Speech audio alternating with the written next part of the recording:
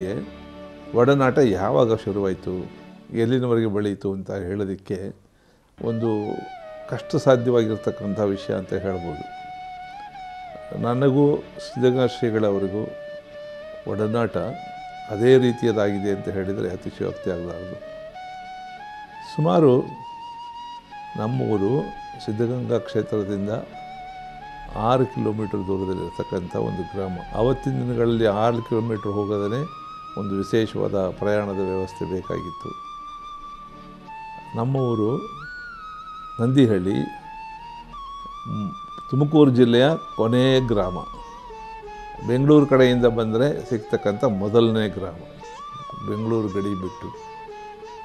ಶ್ರೀಗಳವರು ನಾವು ಚಿಕ್ಕ ಮಕ್ಕಳಾಗಿದ್ದಾಗ ನಮ್ಮೂರ ಮುಂದೆ ಇರ್ತಕ್ಕಂಥ ರಾಷ್ಟ್ರೀಯ ಹೆದ್ದಾರಿ ಮೇಲೆ ಅವ್ರದ್ದೊಂದು ಆಗಿನ ಕಾಲದ ಒಂದು ತೆರೆಯಬಹುದಾಗಿರ್ತಕ್ಕಂಥ ಒಂದು ಮೇಲ್ಛಾವಣಿ ಇರತಕ್ಕಂಥ ಕಾರು, ಕ್ಯಾನ್ವಾಸ್ನಲ್ಲಿ ಹಾಕಿರ್ತಕ್ಕಂಥ ಆ ಕಾರಿನಲ್ಲಿ ಹೋಗ್ತಾ ಇರ್ತಿದ್ರು.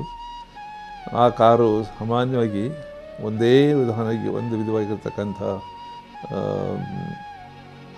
ಮೆಜೆಸ್ಟಿಕ್ ಅಂತ ಹೇಳ್ತಾರಲ್ಲ, ಆ ಒಂದು ಗಂಭೀರ್ಯದ ಒಂದು ಸ್ಪೀಡಲ್ಲಿ ಯಾವಾಗಲೂ ಅದು ಹೋಗ್ತಾ ಇರೋದು. ಶ್ರೀಗಳವರು ಬರ್ತಾರೆ. ನಮ್ಮೂರಿನ ಲೊಕೇಶನ್ ಹೇಗಿದೆ ಅಂದರೆ, ಆ ಕಡೆ 1 ಕಿಲೋಮೀಟ್ರು, ಈ ಕಡೆ 1 ಕಿಲೋಮೀಟ್ರ್ವರೆಗೆ ರಸ್ತೆಯಲ್ಲಿ ಯಾವ ಒಂದು ವಾಹನ ಬಂದರೂ ಕೂಡ ಕಾಣಿಸುತ್ತೆ. ಆ ನಮ್ಮೂರಿನಲ್ಲಿರ್ತಕ್ಕಂಥ ಮಕ್ಕಳೇ ಆಗಲಿ, ಜನರಿಗೆ ಆಗಲಿ, ಯಾರಿಗಾದರೂ ಸ್ವಾಮಿಗಳ ಕಾರ್ ಬರ್ತಾಯಿದೆ ಅಂತ ಗೊತ್ತಾದರೆ, ಭಾಳ ವಿರಳವಾಗಿ ಕಾರುಗಳ ಸಂಚಾರ ಇದ್ದಿದ್ದಾವಾಗ. ನಾನು ಹೇಳ್ತಾ ಇರೋದು ಸುಮಾರು 48ರ ಸಂದರ್ಭದಲ್ಲಿ, 1947-48 ಸಂದರ್ಭದಲ್ಲಿ ಊರಿನವರೆಲ್ಲ ಬಂದು ಓಡಬರ್ತಾಯಿದ್ರು. ಮಕ್ಕಳಂತೂ ಓಡಬರ್ತಾಯಿದ್ರು. ಬಂದು ನಿಂತ್ಕೊಂಡು ಸ್ವಾಮಿಗಳು ಬರ್ತಾರೆ, ಕಾರು ಬಂತು ಅಂತ ಹೇಳಿ ಅವರ ದರ್ಶನ ಮಾಡ್ತಕ್ಕಂಥ ಒಂದು ಪರಿಪಾಠ ಇತ್ತು. ನಾನು ತಿಳಿದಾಗ ಅಲ್ಲಿಂದ ನಾನು ಒಂದು 3-4 ವರ್ಷದ ಮಗು ಆಗಿದ್ದಾಗಲಿಂದಲೇ ಈ ಒಂದು ಪರಿಚಯ ನಮಗೆ ಇತ್ತು. ಸ್ವಲ್ಪ ಹೆಚ್ಚು ಕಡಿಮೆ ಪ್ರತಿನಿತ್ಯ ಅಥವಾ 2 ದಿವಸಕ್ಕೊಂದು ಸಾರಿ ಈ ರೀತಿಯಾಗಿರ್ತಕ್ಕಂಥ ಅವರ ದರ್ಶನ ನಮಗೆ ಆಗ್ತಾಯಿತ್ತು. ಸಾಲದಕ್ಕೆ ಅದಕ್ಕೆ ಮೊದಲೇ, ನಾವು ಹುಟ್ಟೋದಕ್ಕೆ ಮೊದಲೇ ಹಲವಾರು ವಿದ್ಯಾರ್ಥಿಗಳು ಮಠಕ್ಕೆ ನಮ್ಮೂರಿನವರು ಸೇರಿ ಅಲ್ಲಿ ಕೂಡ ಅವರ ಪೂರ್ವಾಭಿವೃದ್ಧಿಯ ದಾರಿಯನ್ನು ಅವರು ಕಂಡುಕೊಂಡಿದ್ದ ನಿದರ್ಶನಗಳು ಕೂಡ ನಮಗೆಲ್ಲ ಗೊತ್ತಿತ್ತು. ಹೀಗಾಗಿ ಸಿದ್ಧಗಂಗಾ ಶ್ರೀಗಳವರ ಆಶ್ರಯದಲ್ಲಿ ಬೆಳೀತಕ್ಕಂಥ ಒಂದು ಆಸೆ, ಅವಕಾಶ ಅನೂಚಾನವಾಗಿ ಸುತ್ತಮುತ್ತಲ ಗ್ರಾಮದ ಜನರಿಗೆ ಬಂದಿರತಕ್ಕಂಥದ್ದಾಗಿತ್ತು.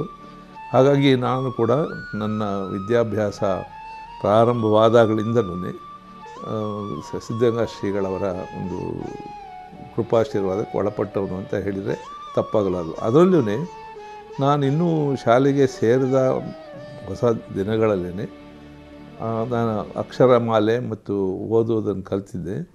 ಪ್ರಾಯಶಃ ನಮ್ಮ ತಂದೆಯವರಿಗೆ ಅದರ ಬಗ್ಗೆ ಭಾಳ ಒಂದು ವಿಶೇಷವಾದ ಹೆಮ್ಮೆ ಇತ್ತು. ಚೆನ್ನಾಗಿ ಓದ್ತಾನೆ, ಚೆನ್ನಾಗಿ ಓದಬಲ್ಲ ಅಂತ ಹೇಳಿ. ಸಣ್ಣ ವಯಸ್ಸಿನಲ್ಲಿ ನಮ್ಮ ಊರಿಗೆ ಶ್ರೀಗಳವರು ದಯಮಾಡಿಸಿದ್ರು ಒಂದು ಸಾರಿ, ಯಾವುದೋ ಒಂದು ನಾಟಕದ ಪ್ರದರ್ಶನಕ್ಕೆ. ಹಳ್ಳಿನಲ್ಲಿ ನಾಟಕ ಅಂತ ಹೇಳಿದರೆ ಆಗಲೇ ಭಾಳ ಲೇಟಾಗಿ ಪ್ರಾರಂಭ ಆಗ್ತಕ್ಕಂಥದ್ದು. ಅಷ್ಟೊತ್ತಿಗೆ ನಾನು ಆಗಲೇ ಮಲ್ಕೊಂಡಿದ್ದನ್ನು ಕಾಣುತ್ತೆ. ನನ್ನ ನಿದ್ರೆಗಣ್ಣಲ್ಲೇ ಹೇಳಿಸಿ ಅವರು ಬರೆದುಕೊಟ್ಟಿದ್ದ ಒಂದು ಭಾಷಣವನ್ನು ಶ್ರೀಗಳವರ ಸನ್ನಿಧಿಯಲ್ಲಿ ಓದಿಸಿ ಅವರ ಮೆಚ್ಚುಗೆಗೆ ಪಾತ್ರನಾದೆ ಅಂತ ಹೇಳಿ ನನಗೆ ಇವತ್ತೂ ಕೂಡ ಬಹಳ ಅಷ್ಟು ಜ್ಞಾಪಕ ಇದೆ ಆ ಒಂದು ಪ್ರಸಂಗ. ಇವತ್ತು ಅದೇ ರೀತಿಯಾಗಿರ್ತಕ್ಕಂಥ ನಾನು ಅವ್ರ ಮುಂದೆ ನಿಂತಾಗ ಅಂತಹ ಒಂದು ಮಗು ಅಂತಲೇ ಹೇಳಿ ನಾನು ಭಾವಿಸ್ತೇನೆ. ಹಾಗಾಗಿ ಅದರಿಂದ ಬೆಳ್ಕೊಂಡು ಬಂದಿದೆ. ನಮ್ಮೂರಿನಲ್ಲಿ ಶಾಲೆ ಇದ್ದಿದ್ದು ಕೇವಲ 4ನೇ ತರಗತಿವರೆಗೆ. ಅದಾದಮೇಲೆ ಬೇರೆ ಕಡೆಗೆ ಹೋಗಬೇಕು, ಹಿರೇಹಳ್ಳಿ ಅಂತ ಹೇಳಿ 3 ಕಿಲೋಮೀಟ್ರು. ಅದಾದಮೇಲೆ ನಾವು ಇನ್ನೆಲ್ಲಿ ಹೋಗಬೇಕಂತ ಯೋಚನೆ ಮಾಡಿದಾಗ ಆಗಿನ ಹೈಸ್ಕೂಲು 1ನೇ ತರಗತಿಗೆ ಹೋಗಬೇಕಾಗಿದ್ದರೆ, ಅಂದರೆ 8ನೇ ವರ್ಷದ ವಿದ್ಯಾಭ್ಯಾಸಕ್ಕೆ ನಾವು ಸಿದ್ಧಗಂಗಾ ಮಠಕ್ಕೆ ಹೋಗಬೇಕು ಅಂತಕ್ಕಂಥ ಒಂದು ಎಲ್ಲರ ಗುರುವೇ ಹಾಗೇ ಇತ್ತು. ಇನ್ಯಾವ ಪ್ರದೇಶದಲ್ಲಿ ಕೂಡ ಅದಕ್ಕಿಂತ ಹತ್ತಿರವಾಗಿ ಯಾವುದಲ್ಲೂ ಕೂಡ ಒಂದು ವಿದ್ಯಾಭ್ಯಾಸವನ್ನು ಮಾಡ್ತಕ್ಕಂಥ ಅವಕಾಶ ಇರಲಿಲ್ಲ. ಹಾಗಾಗಿ ಒಂದು ಧ್ರುವತಾರೆ ಅಂತ ಕಾಣಿಸ್ತಾ ಇತ್ತು ನಮಗೆ.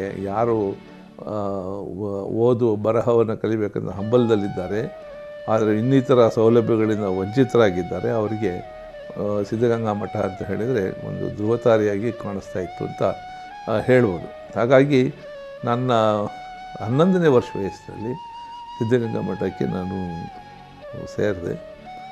ಸೇರಿದಾಗ ಇವತ್ತಿನ ಒಂದು ಹಿನ್ನೋಟದಲ್ಲಿ ನೋಡೋದಾದರೆ ಶ್ರೀಗಳು ನಮ್ಮನ್ನೆಲ್ಲರನ್ನೂ ಒಂದು ಕುಟುಂಬದ ತಂದೆಯಂತೆ, ಯಾವ ರೀತಿ ಒಂದು ಕುಟುಂಬದಲ್ಲಿ ಒಬ್ಬ ತಂದೆ ಅವರು ಮಾಡ್ತಕ್ಕಂಥ ದಿನನಿತ್ಯದ ಕಾರ್ಯಗಳು, ಚಟುವಟಿಕೆಗಳು, ಮನೆಯಲ್ಲಿ ನಡೆಯುವ ವ್ಯವಹಾರಗಳು ಎಷ್ಟು ಎಲ್ಲರಿಗೂ ಸ್ಪಷ್ಟವಾಗಿ ಕಾಣ್ತಾ ಇರ್ತದೆ, ಅದೇ ರೀತಿಯಾಗಿ ಮಠದಲ್ಲಿರ್ತಕ್ಕಂಥ ಪ್ರತಿಯೊಬ್ಬ ವಿದ್ಯಾರ್ಥಿಗೂ ಕೂಡ ಸಿಗ್ತಾಯಿತ್ತು ಅಂತ ಹೇಳಿದರೆ ಅತಿಶಯೋಕ್ತಿ ಆಗಲಾರದು. ಇವತ್ತು ನಮ್ಮ ಮೇಲೆ, ಅದರಲ್ಲೂ ನನಗೆ ವಿಶೇಷವಾಗಿ ಒಂದು ಇದಾಗಿರತಕ್ಕಂಥ ಯಾವತ್ತೂ ಕೂಡ ಅಳಿಸಲಾಗದಂಥ, ನಮಗೆ ಗೊತ್ತಿಲ್ಲದಂತೆ ಒಂದು ಮುದ್ರೆಯನ್ನು ಹೊತ್ತಿದ್ದಾರೆ ಅಂತ ಹೇಳಿದರೆ ತಪ್ಪಾಗಲಾರದು. ಅದು ಕೇವಲ ಬೋಧನೆಯಿಂದಾಗಲಿ ಅಥವಾ ಶಿಕ್ಷಣದಿಂದಾಗಲಿ ಅಥವಾ ಇನ್ಯಾವುದೇ ರೀತಿಯಿಂದಾಗಿ ನಮಗೆ ಎದ್ದು ಕಾಣೋ ರೀತಿಯಲ್ಲಿ ಅಲ್ಲದೇ ಇದ್ರೂ ಪರೋಕ್ಷವಾಗಿ ಅನೇಕ ವಿಧಗಳಲ್ಲಿ ನಡೆ, ನುಡಿ, ಮಾತು, ಕತೆ, ಆಟ, ಪಾಠ ಇವೆಲ್ಲರಲ್ಲಿ ಕೂಡ ಹೇಗಿರಬೇಕು ಮನುಷ್ಯ ಅಂತ ಹೇಳಿದರೆ ಅದನ್ನು ಅವರು ಒಂದು ವಿಧದಲ್ಲಿ ಮಾಡಿ ತೋರಿಸಿದವರು ಅಂತ ಹೇಳಿದರೆ ತಪ್ಪಾಗಲಾರದು. ಪಾಠವನ್ನು ಹೇಳ್ಕೊಡ್ತಾಯಿದ್ರು, ಸಂಸ್ಕೃತ ಪಾಠವನ್ನು ಹೇಳ್ಕೊಡ್ತಾಯಿದ್ರು. ಇವತ್ತು ಕೂಡ ನನಗೆ ಅಚ್ಚಾಗಿದೆ ಮನಸ್ಸಿನಲ್ಲಿ. ಅವರು ರಘುವಂಶವನ್ನು, ಕಾಳಿದಾಸನ ರಘುವಂಶವನ್ನು ಅವರು ಪಾಠ ಮಾಡ್ತಾಯಿದ್ರು, ನಮಗೆ ಹೇಳ್ತಾಯಿದ್ರು. ಅವರು ನಮ್ಮನ್ನೆಲ್ಲ ಸಾಲಾಗಿ ಕುಂಡ್ರಿಸಿ ಒಂದು ಕಡೆಯಿಂದ ಇನ್ನೊಂದು ಕಡೆಗೆ ಓಡಾಡ್ತಾ, ಮಕ್ಕಳ ಜೊತೆ ಸ್ಪಂದಿಸ್ತಾ, ಒಂದೊಂದು ಪದ್ಯವನ್ನು ಕೂಡ ಕಾಳಿದಾಸನ ಪದ್ಯವನ್ನು ಹೇಳಿ ಅದರ ಅರ್ಥ ಹೇಳಿ ಅದನ್ನು ಮನಸ್ಸಿಗೆ ಅಚ್ಚಾಗುವ ರೀತಿಯಲ್ಲಿ ಮಾಡ್ತಾಯಿದ್ರು. ಅದು ಒಂದು ಅವರ ವಿಶೇಷವಾದ ವಾಕ್ ಝರಿ ಏನುಂಟು ಅದು, ಮತ್ತು ಅವರ ಕಾಳಜಿ ಏನುಂಟು, ಅವರ ಸನ್ನಿಧಿನಲ್ಲಿ ಕುಳಿತು ಕೇಳ್ತಕ್ಕಂಥ ಒಂದು ವಿಶೇಷವಾದ ಭಾವನೆಯಿಂದ ನಾವು ಮನಸ್ಸನ್ನು ಬಿಚ್ಚಿ ನಮ್ಮನ್ನು ನಾವೇ ಅದರಲ್ಲಿ ಮುಳುಗ್ತಾ ಇದ್ದೋ ಅಂತಹ ಒಂದು ಸಂದರ್ಭ ಇನ್ಯಾವ ಶಿಕ್ಷಣದ ವ್ಯವಸ್ಥೆಯಲ್ಲೂ ಸಾಧ್ಯವಿಲ್ಲ ಅಂತ ಹೇಳ್ಬೋದು. ಇದರ ಜೊತೆಗೆ ಮಧ್ಯಾಹ್ನ ಅಥವಾ ಸಾಯಂಕಾಲದ ಸಮಯದಲ್ಲಿ ಸ್ವಲ್ಪ ದೊಡ್ಡ ಮಟ್ಟದಲ್ಲಿದ್ದವರು, ಅಂದರೆ SSLC ಅಥವಾ ಹೈಸ್ಕೂಲಿನ 2ನೇ ತರಗತಿ ಅಥವಾ ಇಂಟರ್ಮೀಡಿಯೇಟು ಆ ಲೆವೆಲ್ನಲ್ಲಿದ್ದವರಿಗೆ ಇಂಗ್ಲೀಷ್ ಪಾಠ ಮಾಡ್ತಾಯಿದ್ರು. ಆ ಇಂಗ್ಲೀಷ್ ಟೆಕ್ಸ್ಟ್ ಪುಸ್ತಕವನ್ನು ತೆಗೆದುಕೊಂಡು ಅದರಲ್ಲಿರ್ತಕ್ಕಂಥ ಪದ್ಯ ಆಗ್ಬೋದು, ಗದ್ಯ ಆಗ್ಬೋದು, ಅದನ್ನು ಓದಿ ಅವ್ರಿಗೆ ಅದರ ಅರ್ಥ ಹೇಳಿ ಆ ಪಾಠ ಮಾಡಿ ಅವರು ಎಷ್ಟು ಅದರಲ್ಲಿ ಸಂತೋಷ ಪಡ್ತಾಯಿದ್ರು ಅಂತ ಹೇಳಿದರೆ ಅದೊಂದು ವಿಶೇಷವಾದ ಅನುಭವ ಆಗ್ತಾಯಿತ್ತು. ಅಷ್ಟು ನಿರರ್ಗಳವಾಗಿ ಅವರು ಒಂದು ಪಾಠವನ್ನು ಮಾಡ್ತಕ್ಕಂಥ ಯಾವ ತರಬೇತಿ ಪಡೆದ ಶಿಕ್ಷಕರು ಕೂಡ ಅಷ್ಟು ಚೆನ್ನಾಗಿ ಪಾಠ ಮಾಡೋದಕ್ಕೆ ಸಾಧ್ಯವಿಲ್ಲ ಅನ್ನೋ ಮಟ್ಟದಲ್ಲಿ ಅವರು ಪಾಠವನ್ನು ಮಾಡ್ತಾಯಿದ್ರು. ಹಾಗಾಗಿ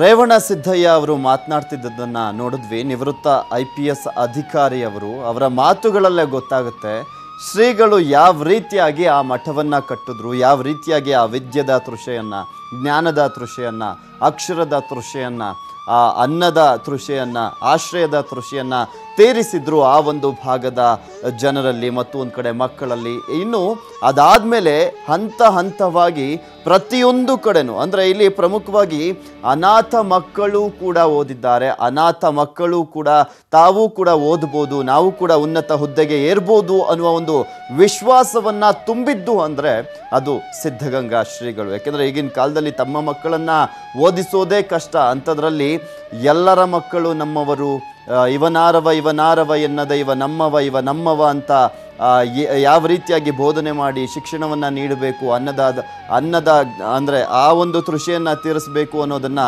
ಎಲ್ಲವನ್ನೂ ಮಾಡಿದ್ದು ಅಂದರೆ ಅದು ಸಿದ್ಧಗಂಗಾ ಶ್ರೀಗಳು, 2ನೇ ಬಸವಣ್ಣನವರು ಅಂತಲೇ ಹೇಳಿದ್ದು ಎಲ್ಲರಿಗೂ ಗೊತ್ತಾಗ್ತಾ ಇದೆ.